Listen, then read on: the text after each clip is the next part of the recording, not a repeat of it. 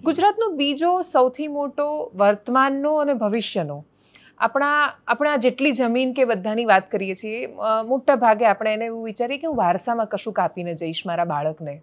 એટલે આપણું આખું કલ્ચર જ મારા બાળકને કશું કાપીને જવું એના પર રોકાયેલું છે. એટલે મારે પૈસા જોઈએ છે, ખેતી જોઈએ છે, જમીન જોઈએ છે, બધું જોઈએ છે મારી આવનારી પેઢી માટે. હવે એ પેઢી જો ડ્રગ્સના ઇન્જેક્શન લે છે, જો એ પેઢી આ દૂષણોમાં ફેલાયેલી છે, આપણે ઉડતા પંજાબની વાત કરીએ છીએ, ઉડતા ગુજરાત શબ્દ એટલે નથી વાપરતા કેમ કે આપણને ખબર છે કે આપણે હજી એ સ્થિતિમાં નથી પહોંચ્યા, પણ આપણે છુપાવવા માંગીએ છીએ કદાચ કે આપણે એ દિશામાં પ્રયાણ કરી રહ્યા છીએ. આપણે સ્વીકારવા તૈયાર નથી કે બાળકો બહુ જ ઇઝીલી આનો શિકાર બની રહ્યા છે. આને આ પ્રોબ્લેમને હું એ કાયદા પર જાઉં એ પહેલાં આ જે સમસ્યા છે એની જે સામાજિક અસરો થઈ રહી છે એને કઈ રીતે જોઈ રહ્યા છો? પહેલી વસ્તુ કે ઉડતા પંજાબની સામે ઝૂમતા ગુજરાત તો શરૂ થઈ ગયેલું છે. આ સ્લેંગ ગુજરાતીઓ માટે આવી ગયો છે કે ઝૂમતા ગુજરાત. પ્રોબ્લેમ ક્યાં આગળ? પ્રોબ્લેમ ઘણી અસરો છે ને જીઓપોલિટિકલ હોય છે. જીઓપોલિટિકલ કેમ એ કહું તમને. આજે આપણી સરકાર આવી તો એણે આખી ઇન્ડિયા પાકિસ્તાનની બોર્ડર ઉપર ફેન્સિંગ કરાવડાવ્યું એટલે બોર્ડર થ્રુ તસ્કરી બંધ થઈ ગઈ. બોર્ડર થ્રુ તસ્કરી બંધ થઈ ગઈ તો દરિયાઈ માર્ગે જ તસ્કરી કરવી પડશે, અને સૌથી મોટો દરિયા કિનારો ધરાવતું રાજ્ય ગુજરાત. બીજી વસ્તુ, પાકિસ્તાનની અંદર પોલિટિકલ સ્ટેબિલિટી નથી. સાથે સાથે જોવા જઈએ તો ઈરાનની અંદર પણ સત્તાની ડાયકોટોમી છે, IRGC વર્સિસ જે પોલિટિકલ લીડરશિપ છે. અફઘાનિસ્તાનની અંદર ક્યાંક ને ક્યાંક તાલિબાન હવે પણ સંઘર્ષ ચાલ્યો. આ જે છે, પહેલાં તો ખાસ એક ઇન્ડિયાનું પોઝિશન સમજવી ખૂબ જરૂરી છે. એક છે ગોલ્ડન ક્રિઝન્ટ અને એક છે ગોલ્ડન ટ્રાયેંગલ. આપણે એની વચ્ચે છીએ. ગોલ્ડન ટ્રાયેંગલ એટલે જે આ સાઉથ ઇસ્ટ એશિયાના જે દેશો છે, અને અહીંયા આગળ જોવા જઈએ તો જે સેન્ટ્રલ એશિયન કન્ટ્રીઝ છે, અહીંયા આગળ કુદરતી રીતે ઓપિયમની ખેતી સારા એવા પ્રમાણમાં થઈ રહી છે. હવે આ જે અફીણની ખેતી છે, તો જ્યારે કોઈ બીજા ડેવલપમેન્ટના સાધનો ના હોય અને આ પ્રકારે ડ્યુઅલ પાવર સ્ટ્રક્ચર હોય તો ક્યાંક ને ક્યાંક પાવર ટકાવી રાખવા માટે ડ્રગ માફિયાના દૂષણો આવતા હોય છે.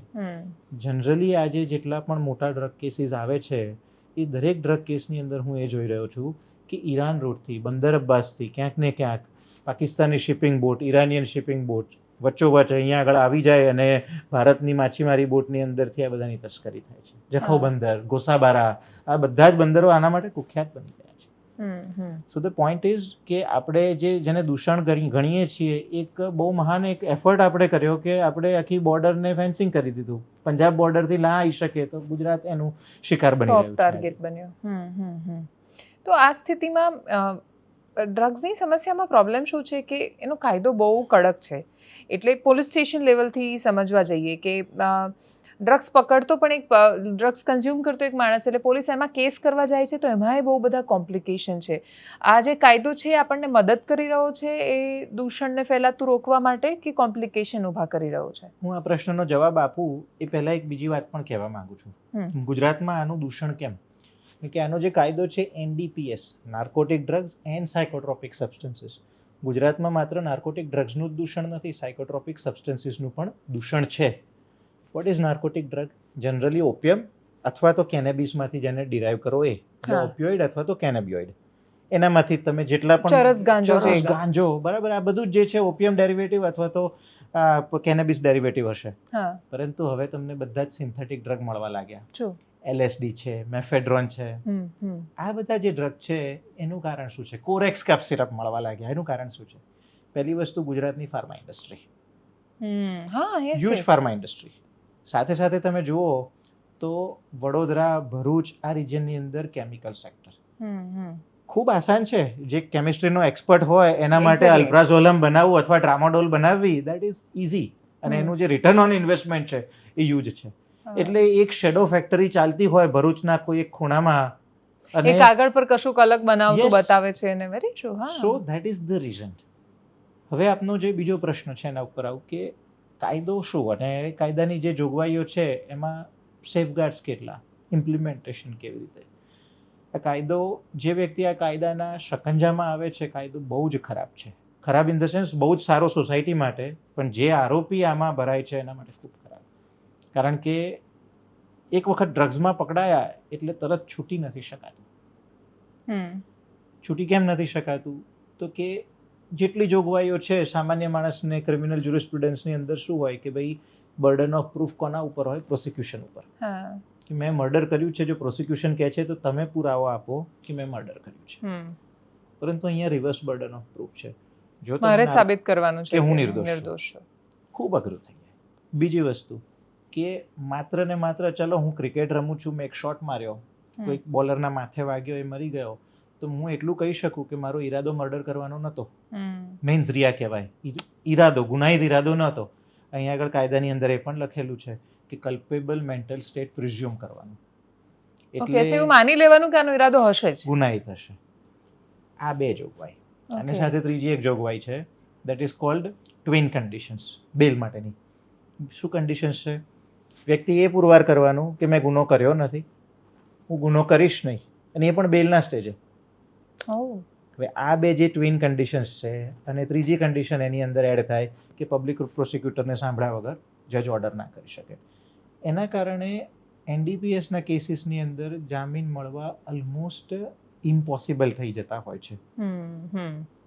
બટ કેટેગરીઝ છે: સ્મોલ ક્વોન્ટિટી, કોમર્શિયલ ક્વોન્ટિટી અને ઇન્ટરમીડિયેટ ક્વોન્ટિટી. ઓકે. સ્મોલ એટલે જનરલી એવું માની લેવામાં આવે કે તમે પોતે સેલ્ફ કન્ઝ્યુમર છો. સેલ્ફ કન્ઝ્યુમર છો તો 6 મહિના સુધીની જોગવાઈ છે, મેજિસ્ટ્રેટ ટ્રાયબલ ઓફેન્સ છે, અને જામીન મળી જતા હોય છે. ઇન્ડિવિજ્યુઅલ કન્ઝ્યુમર માટે કાયદો ખરાબ નથી, પરંતુ જેમ જેમ ક્વોન્ટિટી વધે છે, if you are into this drug pedalling or drug manufacture, કાયદાની જોગવાઈ બદલાઈ જાય છે. એટલે ડ્રગ્સની સાયકલ, હું જેટલા ક્રાઇમ જર્નલિસ્ટ પાસેથી કે ઘણા બધા વિક્ટીમને પણ હું મળેલી છું, એમની પાસેથી હું સમજુ છું એ પ્રકારે કેવી હોય છે કે એક વ્યક્તિ ભૂલથી કાં તો કોઈ મિત્રના કારણે કે કોઈ પણ રીતે એ એકવાર ડ્રગ્સ કન્ઝ્યુમ કરી લે, એના પછી જે સામેવાળો માણસ છે એક તો એ સુનિશ્ચિત કરે છે કે એને આદત લાગે, અને એના પછી એની મજબૂરીમાં એ જ પેડલર બની જાય છે. એટલે જે કન્ઝ્યુમર છે એ જ ઘણી બધી વાર મજબૂરીમાં એ પેડલિંગમાં પેલામાં ચડી જતો હોય છે. આ સ્થિતિમાં ડર શું લાગે છે મા બાપને ઘણીવાર, જે લોકો પોતાના બાળકને આ લતથી છોડાવવા માંગે છે, ઈચ્છે છે કે આમાં ન જાય, પણ એમને એ પણ ખબર છે કે જો આ કેસમાં એમનું બાળક પકડાયું તો એની જિંદગી સાવ ખરાબ થઈ જશે, તો એ નક્કી નથી કરી શકતા કે જિંદગી ક્યાં ખરાબ થવા દે. તો આ કેસમાં જે આ રીતે કોઈ પેડલિંગ કે કશું કરતું હોય, એ લોકોએ પોલીસ પાસે જવું જ જોઈએ ને આમ તો રોકવા માટે. આને હું જ બહુ કન્ફ્યુઝ છું આના એકચ્યુઅલી આ પ્રશ્નમાં, કેમ કે નથી સમજાતું મા બાપને એ વખતે એ શું કરે. સેડ બટ ટ્રુ ઇઝ કે ડ્રગ માફિયાસ છે એ બહુ સિસ્ટમેટિકલી કામ કરે છે. કેવી રીતે સિસ્ટમેટિકલી કામ કરે છે? વેરી વેરી સેડ, બટ નાના બાળકોનો ઉપયોગ કરે છે. કારણ કે જુવેનાઇલ જસ્ટિસ એક્ટનો એમને લાભ મળે. હવે એ બાળક જેના મા બાપ બી ક્યાંક ગરીબ પરિવારમાંથી છે, એને ખાવા પીવાની ભણતરની જોગવાઈ નથી, અને 500 રૂપિયા મળી ગયા એટલે જલસા પડી ગયા, 500 રૂપિયા માટે થઈને પેડલર બની જાય. અને આવા સંજોગોમાં તમે તો જે એવું કહો છો કે મા બાપ જઈને રિપોર્ટ કરે કે ના કરે, આ પ્રશ્ન ના, મા બાપને એવું છે કે 500 રૂપિયા લઈને આવ્યો, દીકરો છે હજી તો 15 વર્ષનો છે, પોલીસ શું કરી લેવાની છે. તો પ્રોબ્લેમ ઇઝ કે આનું જે નેટવર્ક ચલાવે છે તેમને પકડવા બહુ જરૂરી છે. એક્ઝેક્ટલી, એનું નેટવર્ક તોડવું જરૂરી છે. આ પેડલિંગ તો કોન્સિક્વન્સીસ છે, બીકોઝ આટલો રાફડો ફાટી નીકળ્યો છે તો ક્યાંક ને ક્યાંક ડિલિવરીની સિસ્ટમ તો ગોઠવવાની છે. એટલે પ્રોડક્શન છે તો ક્યાંક તો કોઈક રીતે તો ડિલિવર થશે. એક્ઝેક્ટલી. પરંતુ પ્રોડક્શન ના થાય એના માટે મેં કીધું એ પ્રમાણે નાર્કોટિક ડ્રગ્સ જેટલા પ્રચલિત છે એટલું જ અહીંયા LSD ને મેફેડ્રોન પણ પ્રચલિત છે. તો એ ના થાય એના માટે પ્રોડક્શન લેવલે પણ ખૂબ એલર્ટ અને આપણી એજન્સીઝે એન્ફોર્સમેન્ટ માટે આગળ વધવું જોઈએ. મને આ બે રીતે, તમે જ્યારે કહ્યું કે આપણી બોર્ડર છે ત્યાં એ બંધ કરીને એના પછી ગુજરાતમાંથી ડ્રગ્સ આવવાનું શરૂ થયું, ગુજરાતમાં જે ડ્રગ્સ લેવાય છે એમાંથી તમે શું સમજો છો કે એ બહારથી આવતું ડ્રગ છે, એનો શું ગુજરાતનો ખાલી રૂટની જેમ ઉપયોગ થાય છે, કે પછી એ ડ્રગ ગુજરાતમાં કન્ઝપ્શન માટે પણ આવે છે? અને બીજું કે ગુજરાતની અંદર જે ફેક્ટરીઓ ઝડપાય છે અથવા એ જેનું પ્રોડક્શન થાય છે એની માત્રા કેટલી હશે?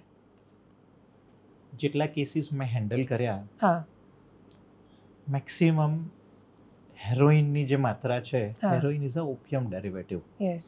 ઓપિયમ જે છે અફઘાનિસ્તાનમાં ખૂબ ઉત્પાદન થાય છે, અને તમે એક વસ્તુ જોજો, જ્યાં વિકાસ ના હોય ત્યાં આ જ બધી વસ્તુઓ થતી હોય.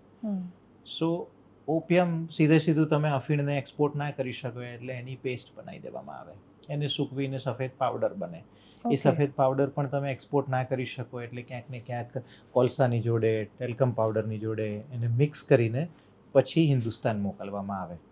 એટલે એક્સપોર્ટ ડિક્લેરેશન ફોર્મની અંદર તો લખ્યું હોય કે I am exporting coal, exporting talcum powder, પરંતુ એની અંદર મિક્સ થયેલું હોય છે આ Oh. ઝેર, હમ. એની અંદર મિક્સ થયેલું હોય છે. અને જનરલી આ પ્રકારના જે કેસીસ છે એનું ડેસ્ટિનેશન ક્યાંક ને ક્યાંક નોર્થ ગુજરાત છે, નોર્થ ઇન્ડિયા છે. ઓકે. પહોંચાડવું હોય છે નોર્થ ઇન્ડિયા. નોર્થ ઇન્ડિયા પહોંચાડવું હોય છે. અને મોટી મોટી ફેક્ટરી સેટઅપ થયેલી હોય છે. મોટા મોટા તમને હાઇડ્રોક્લોરિક એસિડના કેરબા અને એનું જે ક્લિનિંગનું ઇન્ફ્રાસ્ટ્રક્ચર છે, પ્યોરિફિકેશન ઇન્ફ્રાસ્ટ્રક્ચર, એવી ફેક્ટરીઓ ઝડપાય છે કે કોલસામાંથી કેવી રીતના હેરોઇન છૂટું પાડવું. ઓહ. યસ. તો જે વ્યક્તિના, કેમ કે પોર્ટ પર તો હજારો કન્ટેનર આવે છે, આટલા બધા દરેક કન્ટેનર ચેક પણ નથી થતા, ઉપરથી થાય છે, બધા કે અંદરથી ચેક નથી થઈ શકતા. ઘણી બધી વાર આમ ગમે તેટલું કડક કરવા જાય, હું નથી માનતી કે મુન્દ્રા પોર્ટ પર કે પછી બાકીના બધા પોર્ટ પર જેટલા કન્ટેનર આવ્યા છે દરેક કન્ટેનરના દરેક પાર્સલ ચેક થતા હશે. It's not even possible. તો જે લોકોને આવી રહ્યા છે કન્ટેનર, શું એ લોકોને પણ ખબર હોય છે કે આની અંદર શું આવી રહ્યું છે, કે પછી એનો પણ ઉપયોગ, એસઓપી શું હોય છે, કરે શું છે આ? એસઓપી તો એવી છે કે મારે ઇમ્પોર્ટ કરવું હોય એટલે મારે આઈઈસી જોઈએ, ઇમ્પોર્ટ એક્સપોર્ટ કોડ જોઈએ. હવે વ્યક્તિને પૈસાની જરૂર હોય એટલે કહેવામાં એવું આવે કે એક્સપોર્ટ ક્લિયરન્સ એજન્ટ બનવાનું છે, તારે એક્સપોર્ટ ક્લિયરન્સ સર્વિસીસ આપવાની છે. તો તારો આઈઈસી આપીશ, બિચારાને 2 પૈસાની જરૂર હોય, આઈઈસી આપી દીધો. તો જે સાચા ગુનેગારો છે પોતાના નામે ક્યારેય ઇમ્પોર્ટ નથી કરતા, એ આવા લોકોના આઈસીનો ઉપયોગ કરીને ઇમ્પોર્ટ કરે છે, પરંતુ નામ તમારું ચડ્યું એટલે તમે તો જેલમાં જવાના જ છો. So that is one thing. બીજું, this is very complex issue. આના ઉપર આપણે કોમેન્ટ કરીએ એના બદલે એવું છે કે એન્ફોર્સમેન્ટ લેવલે એજન્સીઝ વધારે કામ કરે, આટલું જ આપણે કહીને અટકી જવું જોઈએ. કારણ કે પોર્ટ લેવલે હું એવું માનું છું કે જો પોર્ટની સિક્યોરિટી ના હોય તો દેશની સિક્યોરિટી નથી. કારણ કે જે કન્સાઇનમેન્ટની અંદર ડ્રગ આવી શકે એની અંદર તમે વેપન્સ બી મોકલી શકો અને વેપન્સ ઓફ માસ ડિસ્ટ્રક્શન્સ પણ મોકલી શકો. એટલે કન્ટેનર એકે એક એક્ઝામિન થવું જરૂરી છે. કેપેસિટી છે, જો અભાવ હોય તો એ એક્ઝિક્યુટિવ વિલનો છે. એના વગર દેશ સિક્યોર નથી. તમે તસ્કરી પણ કરી શકશો, તમે ગોલ્ડ, માણસોની તસ્કરી થતી હોય છે, human trafficking. So it is very important કે પોર્ટ્સની સિક્યોરિટી એન્ફોર્સ કરવામાં આવે. કોઈ ઓપ્શન જ નથી, there is no other option. અને એ શક્ય પણ છે. હા, એટલે એકચ્યુઅલી બાકી દુનિયાના બહુ બધા પોર્ટ્સ એવા છે કે જે સિક્યોર છે, 100% સિક્યોર છે, ત્યાંથી કશો તમે આટલો ટુકડો લઈને પસાર નથી થઈ શકતા. અને આ કેસમાં તમે જે આઈસીની વાત કરી, તમે જે કેસીસ જોયા એમાં તમારી પાસે જો ઉદાહરણ તરીકે કોઈ વ્યક્તિ આવે છે એ રીતે કે ભાઈ મારા કોડનો આ રીતે દુરુપયોગ કરવામાં આવ્યો અને હું આમાં ફસાઈ ગયો છું, તો એ સ્થિતિમાં તમે કેવી રીતે જાણશો કે માણસ સાચું બોલે છે? આ બહુ કોમ્પ્લિકેટેડ નથી થઈ જતું? એટલે સત્ય તો ઘણી બધી વખત છે ને એ ક્યાંક છુપાયેલું હોય છે. તમારી પાસે સાચા આન્સર્સ, ઘણી બધી વખત વકીલને પણ એવું હોય કે હું નિર્દોષ માટે લડી રહ્યો છું, લેટર ઓન ખબર પડે કે આ માણસ ગુનેગાર હતો. પણ ઓવરઓલ હું એક વસ્તુ કહીશ કે કાયદાની અંદર જે એક આપણે એંગલ સમાજનો લીધો, એક દેશનો એંગલ લીધો, એવી જ રીતે જે લોકો those who come in conflict of law, આપણે એની વાત કરીએ તો વકીલનું તો કામ જ એ છે કે એની પાસે જે અસીલ આવે એનો કેસ રેપ્રેઝન્ટ કરવો. એટલે જેવી રીતે ડોક્ટરની હિપોક્રેટિક ઓથ હોય ને કે ભાઈ એ પછી ટેરરિસ્ટ પણ આવે પણ બીમાર હોય તો મારે એની સારવાર કરવાની, એવી રીતે વકીલનો રોલ છે કે મારે એને રેપ્રેઝન્ટ કરવાનો. પરંતુ એના એંગલથી પણ જો આપણે વાત કરી લઈએ, કારણ કે મેં એવું પણ જોયું છે કે ફેક પ્લાન્ટિંગના પણ કેસીસ થતા હોય છે. અચ્છા. યસ. હવે ફેક પ્લાન્ટિંગ થાય, આપ એક વસ્તુ જુઓ કે ડ્રગ છે તો ઇટ્સ અ પાવડર. કોર્ટની અંદર જો મર્ડરનો મુદ્દામાલ રજૂ કરવામાં આવે તો એ વેપન હોય, ચપ્પુ હશે, ધાર્યું હશે, બંદૂક હશે. પરંતુ જો પાવડર રજૂ કરવામાં આવે તો કોર્ટ પાસે કેમિકલ એક્સપર્ટીઝ નથી કે જોઈને કહી શકે કે આ મેફેડ્રોન છે, કે આ ગાંજો છે, કે આ એલએસડી છે. સો સેમ્પલ લેવામાં આવતું હોય. અને જે સેમ્પલિંગ કેવી રીતે થાય?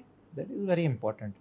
જ્યારે પણ કોઈ મુદ્દામાલ, આને મુદ્દામાલ કહીએ કાયદાની ભાષામાં, તો રિકવરી થાય છે તો પહેલાં તો સર્ચ કરવું પડે, યા તો સ્થળનું, જગ્યાનું, અથવા તો ઇન્ડિવિજ્યુઅલનું. તો ઇન્ડિવિજ્યુઅલનું સર્ચ એટલે પર્સનલ સર્ચ કહેવાય. એના ગજવા સર્ચ કરવા, કપડાં ઉતારીને સર્ચ કરવું, દેટ ઇઝ પર્સનલ સર્ચ.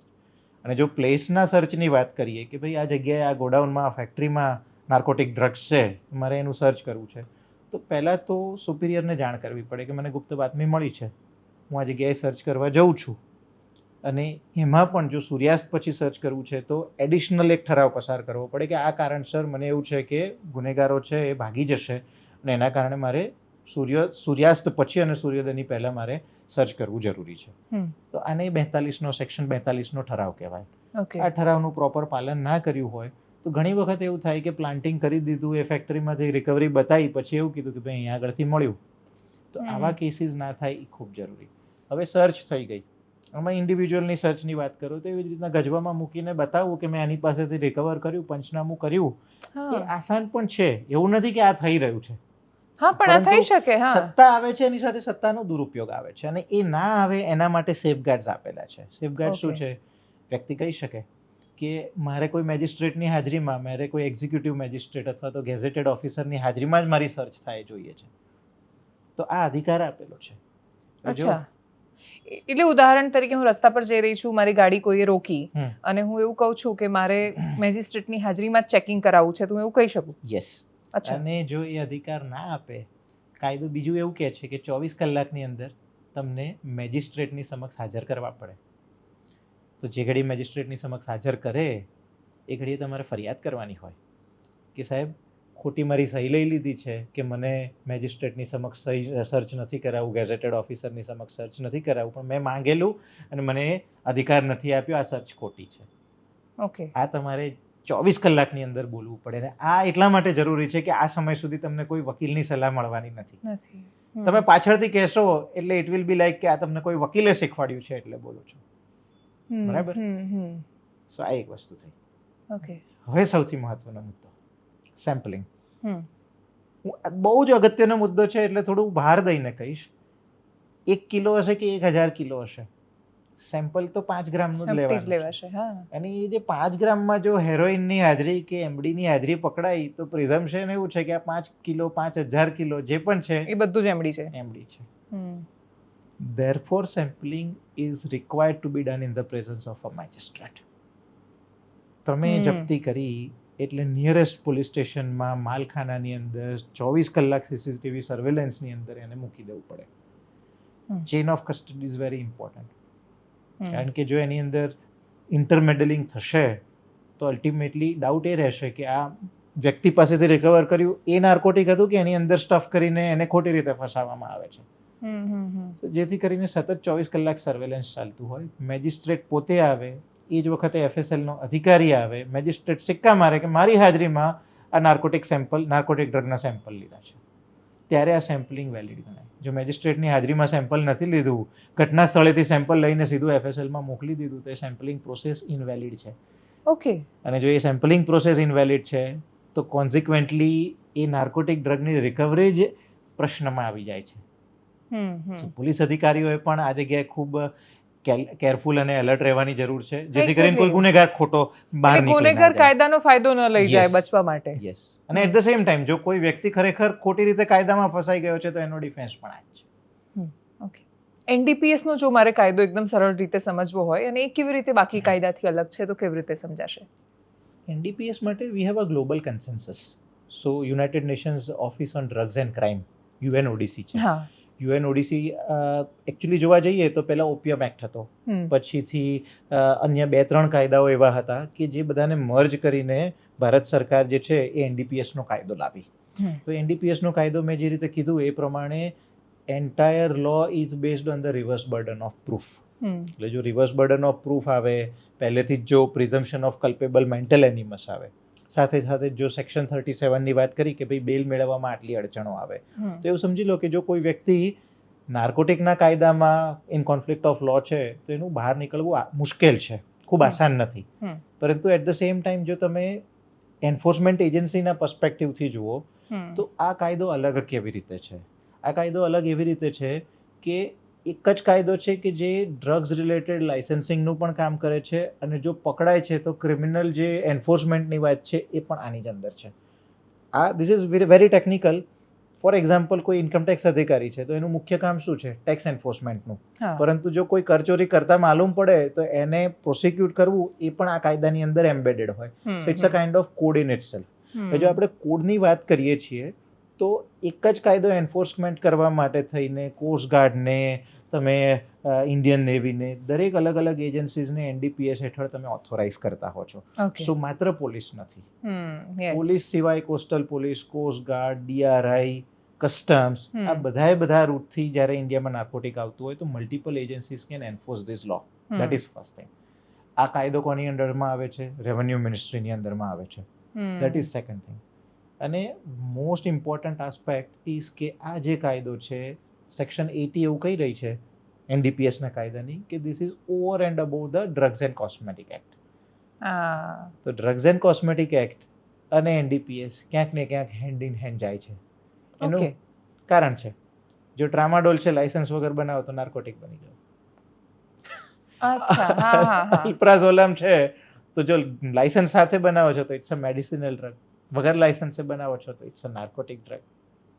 એટલે આજે કપ સિરપ વાળો જે પ્રોબ્લેમ થઈ રહી છે, ફાર્મા સેક્ટર આનાથી કેવી રીતે અસરગ્રસ્ત થઈ રહ્યું છે? કપ સિરપની જ વાત કરીએ તો કોડેન ઇઝ અ ઓપિયમ ડેરિવેટિવ.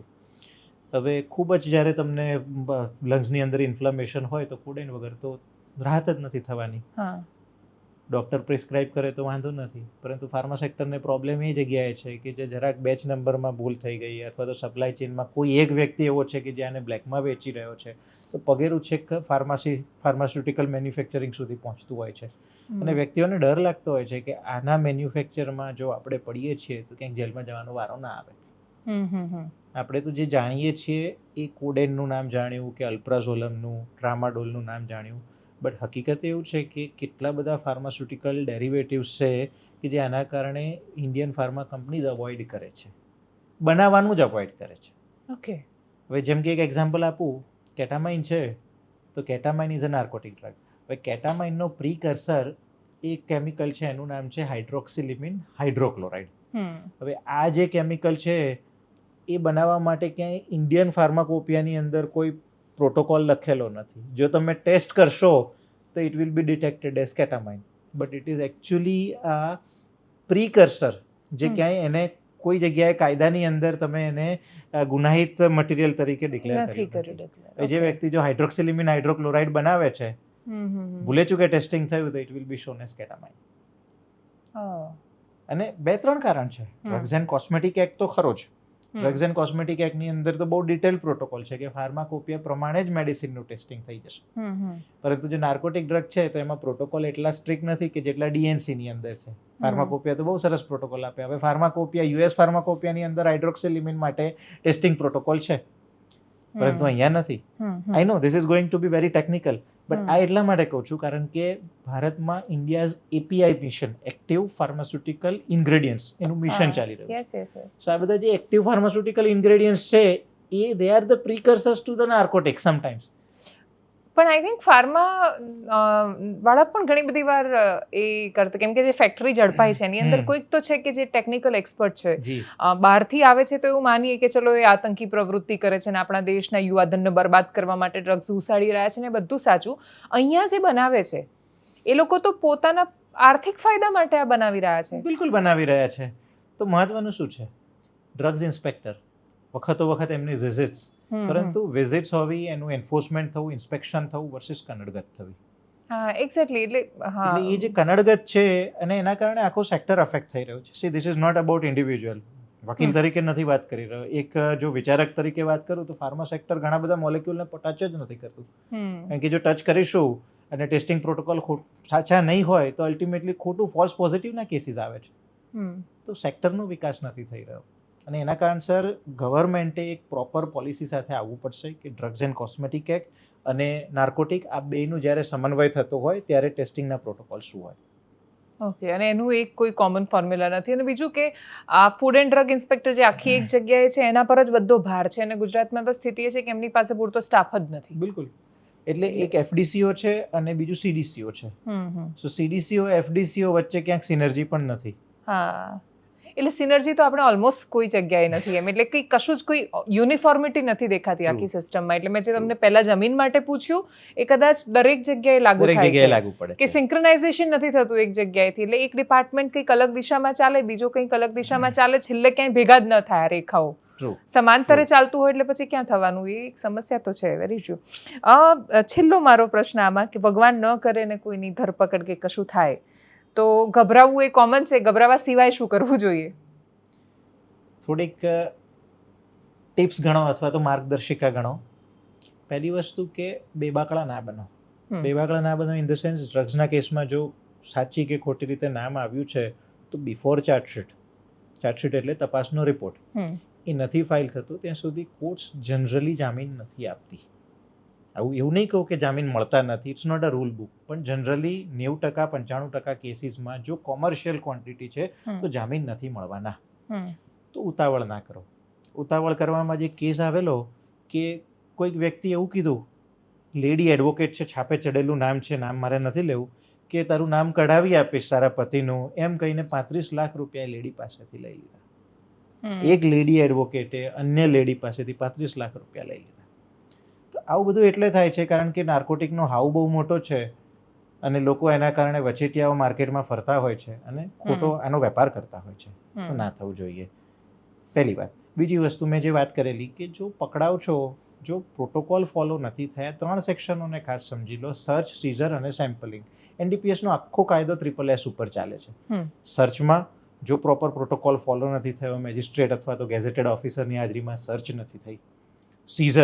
સીઝરમાં જો પંચ વિટનેસ જો સરકારના જ છે તો આ સેકન્ડ પોઈન્ટ. અને સેમ્પલિંગ મેજિસ્ટ્રેટની રૂબરૂ નથી થયું. આ તમારા માટે ખૂબ મહત્વના મુદ્દાઓ છે. અને સાથે સાથે તમારે એ પણ જાણવું જરૂરી છે કે જે નાર્કોટિક પકડાયું છે એ પોલીસ સ્ટેશનમાં એને પ્રોપર જમા કરાવ્યું કે ના કરાવ્યું. કારણ કે પોલીસ સ્ટેશનમાં જ જમા થઈ શકે. જ્યારે DRI કે કસ્ટમ્સની એજન્સીઝ હોય છે તો એર કાર્ગો કોમ્પ્લેક્સમાં જમા કરાવી દેતી હોય છે. ના ચાલે, પોલીસ સ્ટેશનમાં જ તમારે એને જમા કરાવવું પડે. તો આ બધા જે ટેકનિકલ આસ્પેક્ટ છે એના થકી જ ક્યાંક ને ક્યાંક તમે તમારો વેલિડ ડિફેન્સ સેટઅપ કરી શકશો, પરંતુ ખોટા રવાડે ના ચડવું. અને બંને રીતે, ડ્રગ્સના રવાડે પણ ના ચડવું, એના પેડલિંગમાં પણ ના ચડવું, અને જે ખોટા એલિમેન્ટ્સ આ રીતે વચેટિયાઓ થઈને ફરે છે એના સહારે પણ ના જવું. એટલે ઇન શોર્ટ કાયદો એટલો કડક છે કે જો તમે એમાં કશું ખોટું કર્યું છે તો એટલું માન યાદ રાખીને ચાલવું કે કોઈ વચેટિયા તમને નહીં બચાવી શકે. બિલકુલ, તમને નહીં જ મળે એ રીતે જામીન. તમે 35 લાખ આપશો કે 50 લાખ આપશો, તમારા રૂપિયા જશે, પણ બાકી કાયદો છે એજન્સી પણ જો ફોલો કરે છે અને વ્યક્તિ જો ગુનામાં છે તો આઈ થિંક એને પછી કોઈ નહીં બચાવી શકે. ઈશ્વરની દયાથી એટલો કાયદો એક કડક તો છે જ એમાં. પણ આ ડ્રગ્સ ઉંદર ખાઈ જાય એનું શું કરવાનું? એનું કોઈ સોલ્યુશન નથી ને. ડોક્યુમેન્ટેડ છે એટલે કેમેરાની સમક્ષ પણ હું કોન્ફિડન્સથી અને બેઝિઝક બોલી શકીશ. Supreme court Mohanlal versus state of Punjab judgement છે. સુપ્રીમ કોર્ટે કીધું કે અમને એવા ઇન્સ્ટન્સીસ જાણવા મળ્યા છે કે પંજાબ પોલીસ જે મુદ્દા માલ રિકવર કરે છે એ પોલીસ સ્ટેશનોએથી જ બજારમાં વેચાઈ રહ્યું છે. અને આ સુપ્રીમ કોર્ટે રેકોર્ડેડ કીધું છે એટલે મને કેમેરા સામે બોલવામાં ડર નથી. પરંતુ વાત એમ છે કે એટલે જ સુપ્રીમ કોર્ટે ગાઈડન્સ આપ્યું, માર્ગદર્શિકા આપી કે જે પણ નાર્કોટિક ડ્રગ જો રિકવર થાય છે તો સતત 24 કલાક CCTVના સર્વેલન્સમાં રહેવું જોઈએ. સો માલખાના હોય, માલખાનાની અંદર એન્ટ્રીની અને એક્ઝિટના રજિસ્ટર હોય, અને તમામ પ્રોસેસીસ જે છે એ પ્રોસેસ થવી જોઈએ મેજિસ્ટ્રેટની હાજરીમાં. માલખાનામાં મોકલવાનું અપ્રુવલ પણ મેજિસ્ટ્રેટે આપવું પડે. ઇવન જે ડિસ્ટ્રક્શન થાય મેજિસ્ટ્રેટની હાજરીમાં થવું જોઈએ. તો આ જે આખી પ્રોસેસ છે 2022માં જ ગાઈડલાઇન્સ આવ્યા છે, સ્ટ્રિક્ટ થઈ રહ્યું છે, બટ એઝ વી નો ઇન્ડિયામાં બધું ધીમે ધીમે થાય છે. સ્લોલી પણ આઈ થિંક એક દિવસ એવો આવશે કે જ્યારે આપણે સિરીઝમાં અને વાસ્તવિકતામાં એ પ્રકારના ડાયલોગ્સ નહીં જોઈએ કે ડ્રગ્સ ઉંદર ખાઈ ગયા.